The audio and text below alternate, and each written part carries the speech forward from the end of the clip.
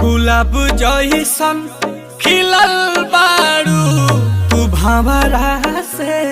मिलल बारू, करत दिल के कतल बारू, के कर मेहनत के फल